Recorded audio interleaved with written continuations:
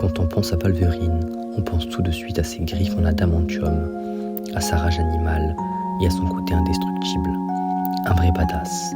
Mais derrière le sang et les combats, on oublie souvent un détail terrifiant. Son plus grand pouvoir est en réalité sa pire malédiction. Logan ne peut pas mourir, ce qui veut dire qu'il est condamné à voir tous les gens qu'il aime vieillir, souffrir et disparaître, pendant que lui reste là, avec ses souvenirs.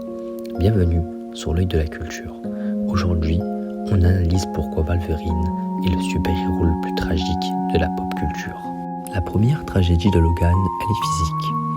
On a tendance à croire que parce qu'il guérit vite, il ne sent pas la douleur. C'est faux.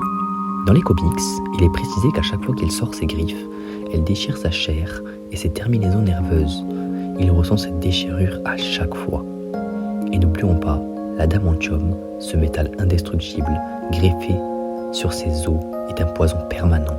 Son facteur guérisseur passe 90% de son temps à combattre l'empoisonnement du métal plutôt qu'à le soigner lui.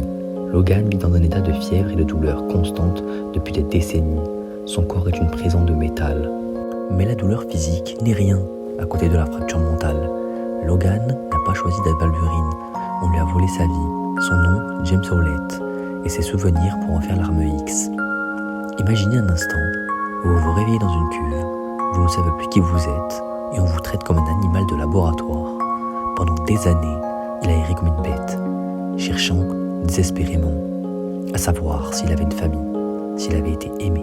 Sa tragédie, c'est d'être une machine de guerre, créée par des hommes qu'il déteste, pour accomplir les actes dont il a honte. C'est là que le bas blesse. Le facteur guérisseur l'empêche de vieillir normalement. Logan a plus de 150 ans. Il a fait toutes les guerres, il a enterré ses femmes, ses enfants, ses amis. À chaque fois qu'il s'autorise à aimer, comme avec Jean Grey ou Mariko, ça finit dans le sang ou les larmes.